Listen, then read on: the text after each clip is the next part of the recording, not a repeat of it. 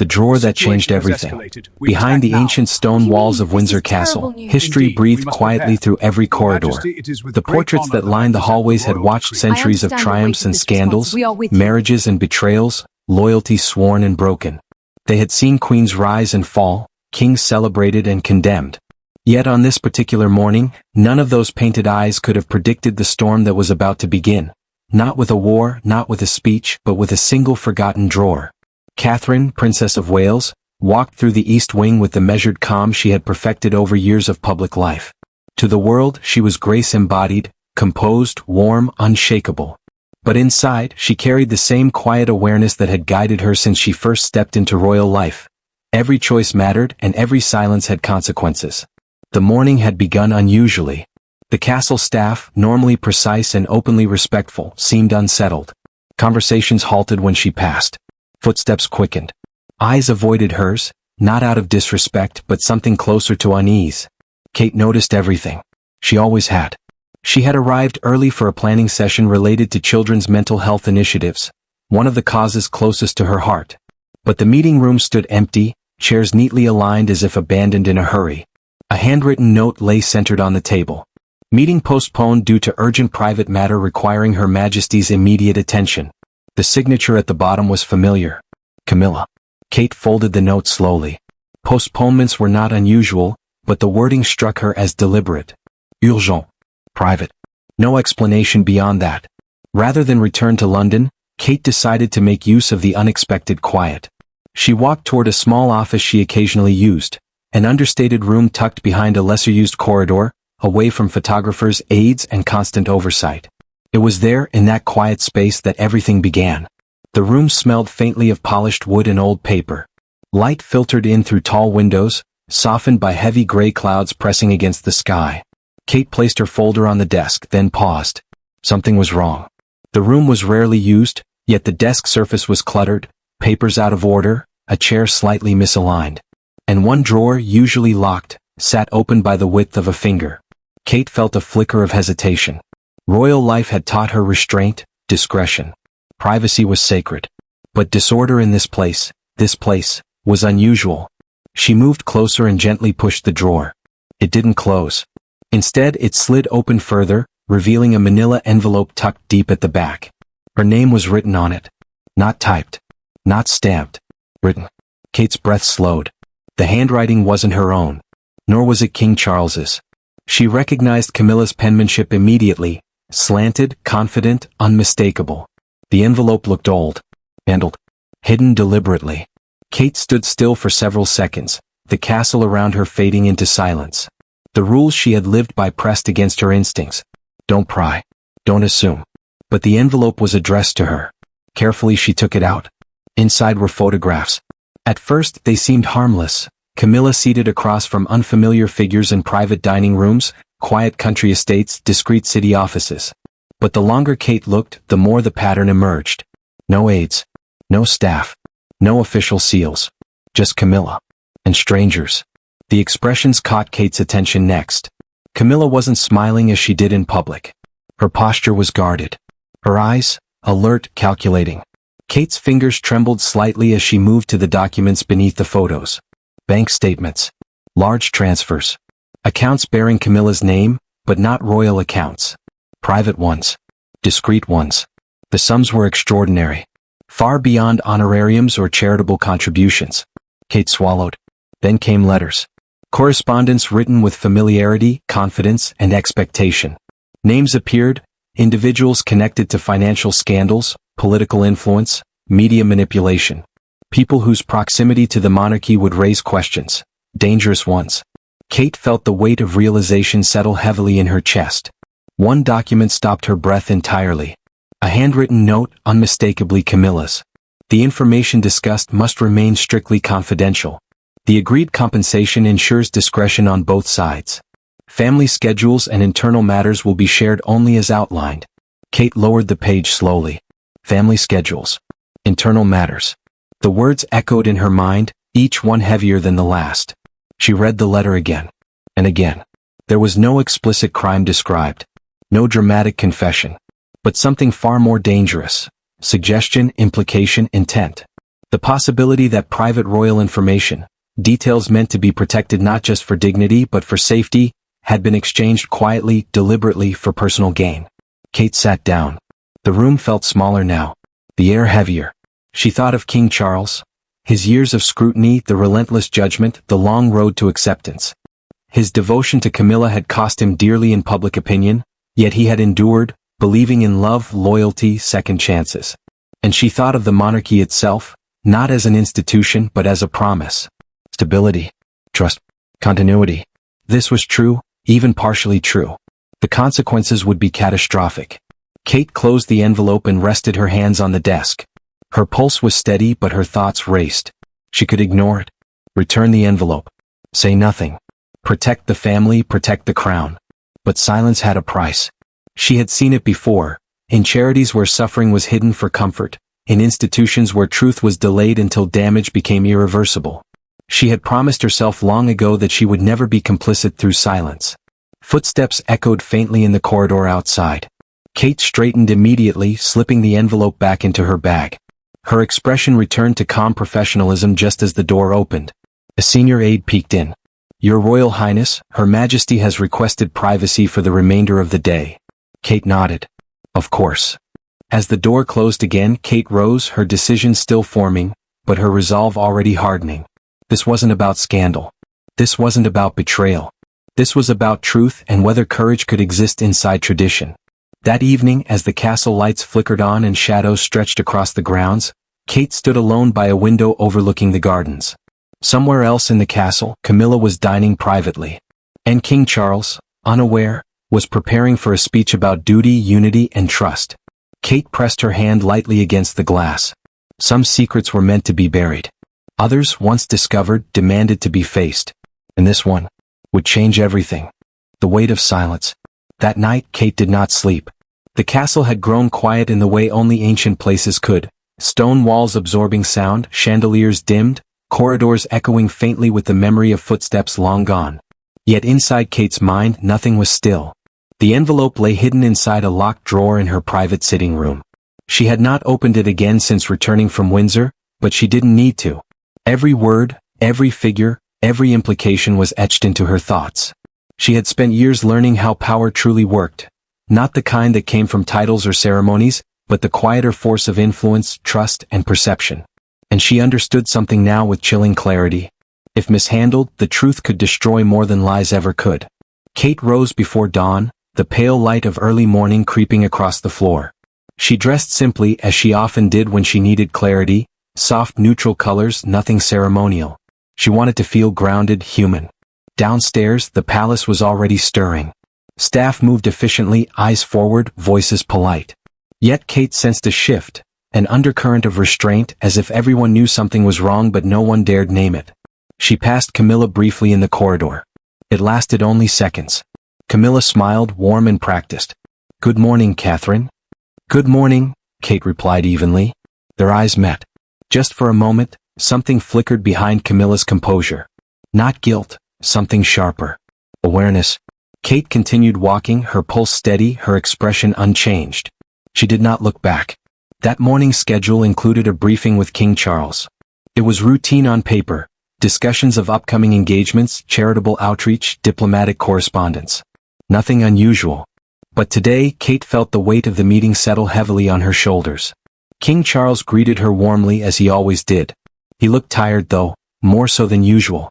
Years of responsibility sat visibly on him now, etched into his posture, his careful movements. They spoke first of small things. Children's programs. Public sentiment. The importance of continuity. Then he paused. "You seem distracted today," he said gently. "Is everything all right?"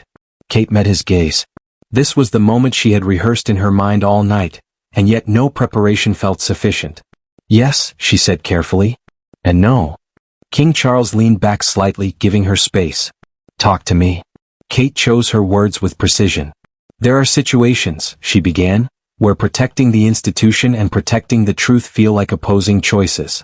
He studied her face, his expression unreadable. "Go on." She inhaled slowly. "I believe we must be careful not to confuse silence with loyalty." The room was very quiet now. King Charles nodded once, thoughtfully. That is a difficult lesson. One I have learned more than once. Kate hesitated. She could feel the line she was approaching, the invisible boundary between implication and accusation.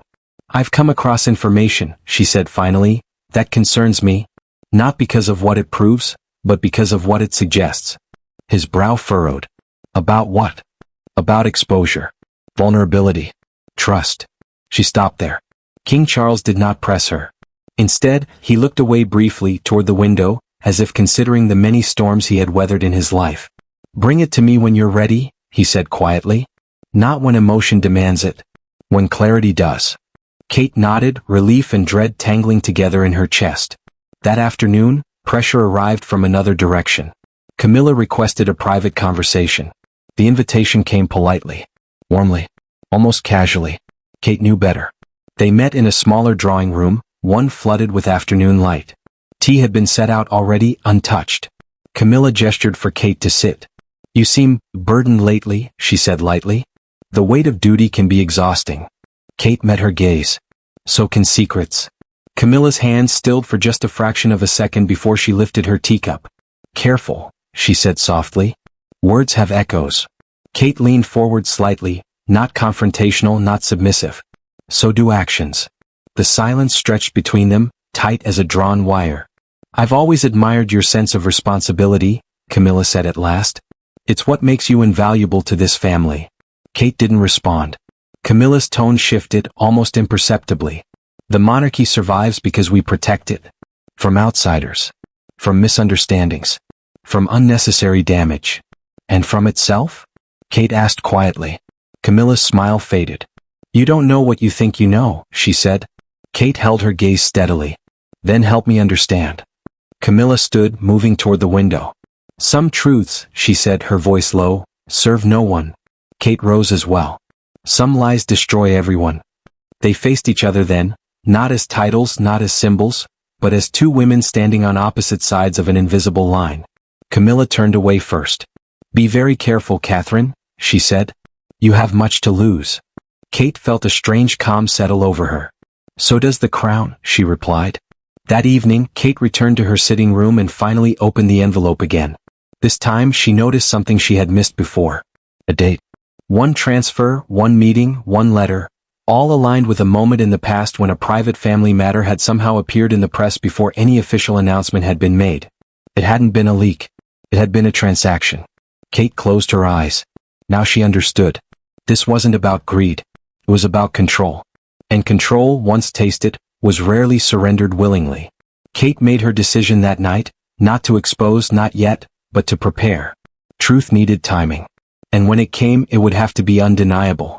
She placed the envelope into a secure case and locked it away. Outside, the palace stood serene, unaware that its foundation was trembling, not from scandal but from the slow awakening of conscience. Because once silence is questioned, it can never fully return. When trust begins to fracture. By the third day the palace felt different. Not louder. Not chaotic. Quieter. The kind of quiet that follows an unspoken realization, when people sense a shift but don't yet understand its shape. Doors closed more softly. Conversations ended sooner. Even the guards seemed more alert, their movements subtly tightened as if the walls themselves were listening. Kate noticed everything. She had always believed that truth announced itself long before it was spoken. It altered posture, changed tone, rearranged priorities. And now, the truth she carried was beginning to do exactly that. King Charles had summoned his senior advisors that morning. Officially, the meeting concerned upcoming diplomatic engagements. Unofficially, Kate sensed something else was unfolding. She arrived early as she always did. King Charles stood by the fireplace, reading a document but not truly seeing it. His shoulders were tense, his expression distant. When he noticed Kate, he smiled, but the warmth didn't quite reach his eyes. Thank you for coming, he said. Of course, Kate replied.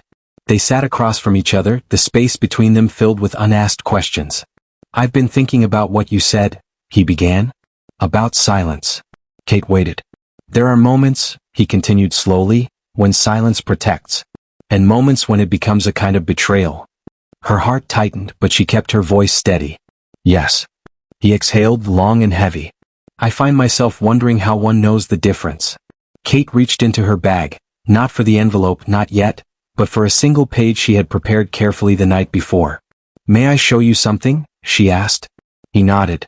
The document contained no accusations. No names. Just timelines. Patterns. Correlations between private events and public disclosures that should never have occurred. King Charles studied it quietly. As the minutes passed, his face changed, not with anger but with something far more devastating. Recognition. "These are coincidences," he said at last, though his voice lacked conviction. "They could be," Kate agreed gently, "if they were isolated." She slid another page forward. Then another. His hand trembled slightly as he set the papers down. "This doesn't prove intent," he said. "No," Kate replied. "But it does prove access." Silence fell again. King Charles stood and walked toward the window, his back to her. Outside, the palace grounds were bathed in pale sunlight, immaculate and composed, a carefully maintained illusion of permanence. "I have spent my life," he said quietly, "believing that loyalty once earned is unbreakable." Kate rose slowly. "Loyalty must be protected by honesty, sir. Otherwise, it becomes obedience." He turned to face her then. There was pain in his eyes. Deep personal pain. "Are you asking me to question my wife?" he asked. Kate did not flinch. "I am asking you to protect the crown." The words hung between them, heavy, undeniable. Later that afternoon, Camilla noticed the shift. She always did. King Charles was distant at lunch. Polite, affectionate even, but restrained. He listened more than he spoke. Asked fewer questions. Observed. Camilla felt the change like a tightening knot in her chest. That evening she confronted Kate again, this time without pretense. "You've spoken to him," Camilla said flatly. Kate met her gaze. "I spoke to the king." Camilla's jaw tightened. "You had no right." "I had a responsibility." Camilla stepped closer. "Do you understand what you're risking?" "Yes," Kate replied. "Do you?" For the first time, Camilla's composure cracked. "You think this family survives on ideals?" she hissed. "It survives on leverage. On control. On knowing which truths must never leave these walls." "And who decides that?" Kate asked softly. Camilla looked away. That answer told Kate everything. The next day the pressure intensified. Anonymous warnings reached Kate through unofficial channels. Polite suggestions to slow down. Gentle reminders of legacy and unity. Subtle implications about what exposure could cost. Not just reputations but stability itself. Kate listened. And she continued. She spent hours reviewing the documents again, this time with one trusted legal advisor sworn to absolute confidentiality. Together they identified a crucial detail, something buried, almost overlooked. A signature. Not Camilla's. Someone else had authorized one of the accounts. Someone with access beyond hers. The situation was larger than Kate had feared. And far more dangerous. That night, King Charles asked Kate to walk with him in the gardens. The air was cool, the sky heavy with clouds. "I wanted this chapter of my life to be peaceful," he said as they walked. "I thought I had earned that." Kate spoke gently. "Peace built on denial never lasts." He stopped walking. "If what you're suggesting is true, everything changes." "Yes," Kate said. "But not facing it changes more." He closed his eyes briefly.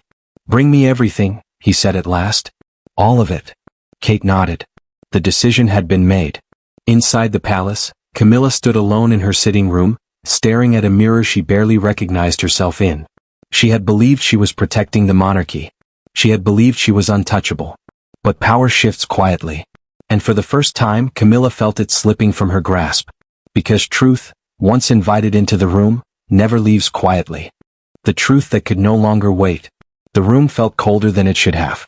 Not because of the weather, though rain tapped steadily against the tall windows, but because truth, once spoken aloud, has a way of draining warmth from even the most elegant spaces. Kate stood beside the long oak table, a secure case resting near her hand. Across from her sat King Charles. No advisors. No aides. No witnesses. Only a man facing the weight of his own crown. "You're certain?" he asked quietly. Kate did not answer immediately. Instead she opened the case. Inside were neatly organized documents. Timelines, financial summaries, correspondence copies, and the single detail that changed everything. A confirmed authorization trail. "This is no longer circumstantial," she said calmly.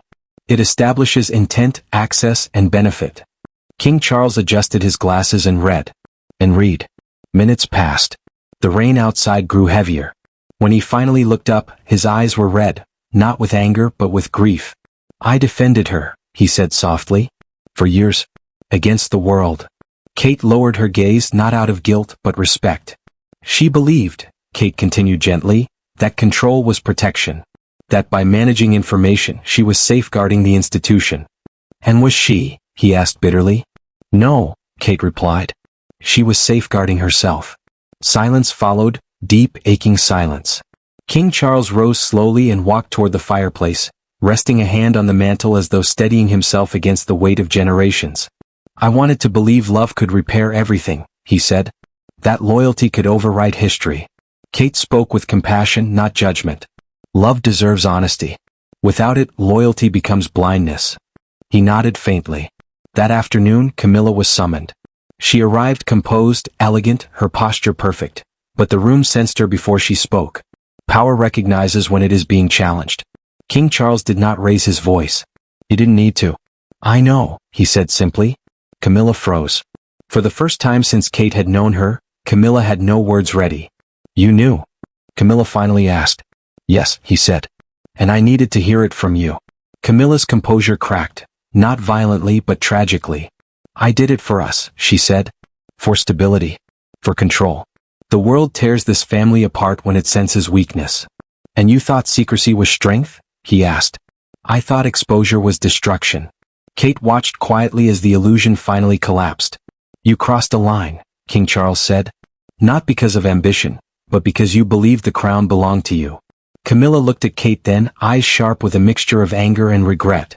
"You could have stayed silent," she said. "You chose upheaval." Kate met her gaze evenly. "I chose responsibility." That evening, King Charles sat alone in his study long after the lights dimmed across the palace. He thought of vows, spoken and unspoken. Of promises made to the public and to himself. Of the burden of leadership that demanded not comfort but courage. The next morning, arrangements were quietly made. Not public. Not punitive. But decisive. Certain privileges were withdrawn. Certain authorities reassigned. Certain doors, once open, were closed. The monarchy would not collapse. But it would change. Kate stood at her window as dawn broke, watching the sky soften from gray to pale gold. She knew criticism would come. Whispers. Headlines. Speculation. But she also knew something deeper. Truth, when handled with care, does not destroy institutions. It purifies them. And sometimes, the bravest act is not protecting the people you love from consequences, but protecting the future from lies. A crown renewed. The palace awoke to a new stillness. Not the tense quiet that follows fear, but a calmer silence. The kind that arrives after truth has been faced and the worst has already happened. The corridors were orderly, the staff composed, yet something had undeniably shifted. It was subtle, almost invisible, but real. The monarchy had endured another reckoning. Kate stood in the early morning light, dressed simply, watching the gardens below. Dew clung to the roses, fragile yet unbroken. She found herself thinking how often strength looked like that, quiet, patient, resilient. The previous days had been heavy. Decisions had been made behind closed doors, conversations held that no crown could soften. King Charles had aged visibly, not from scandal but from acceptance. Acceptance was always the heaviest burden of leadership. Kate had not celebrated. There was nothing to celebrate. Truth rarely felt victorious. It felt solemn. Later that morning, King Charles asked to see her one final time on the matter. They met in a smaller study, less formal, more human. The king looked tired but steadier than before. The storm had passed, though the ground was still damp beneath their feet. "I wanted to thank you," he said quietly. Kate inclined her head. "I never wanted thanks." "I know," he replied. "That is why it matters." He gestured for her to sit. "I spent much of my life believing survival meant endurance. Holding on. Ignoring what threatened to break us." Kate listened. "But I see now," he continued, "that survival without integrity is only delay." She met his gaze. "And integrity without compassion becomes cruelty. Balance matters." A faint, sad smile crossed his face. "You have taught me that courage does not shout. It waits. And when it speaks clearly." They sat in reflective silence for a moment. "What happens now?" Kate asked. King Charles looked toward the window. "Now we move forward, honestly, quietly, with humility." Camilla had withdrawn from public life for the time being. No dramatic announcements. No spectacle. Just absence. An absence, Kate knew, often spoke louder than scandal ever could. There would be whispers, of course. There always were. But whispers fade when they are not fed. That afternoon, Kate visited one of the charities she had supported long before titles had defined her life. Children gathered around her, laughing, unaware of crowns or controversies. They asked simple questions. Offered unfiltered joy. She knelt to their level, smiling. In that moment she felt something release inside her. This was why truth mattered. Not for headlines. Not for power. But so that the future could grow without inheriting the fractures of the past.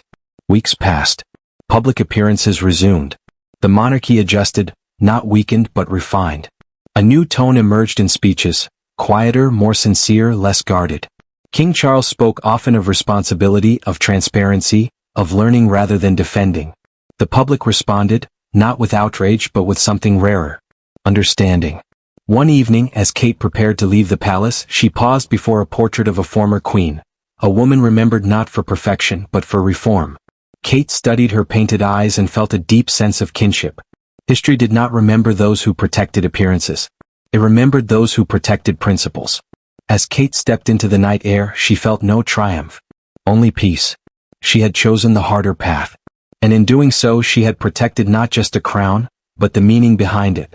Because power that fears truth will always collapse. But power that embraces it, endures.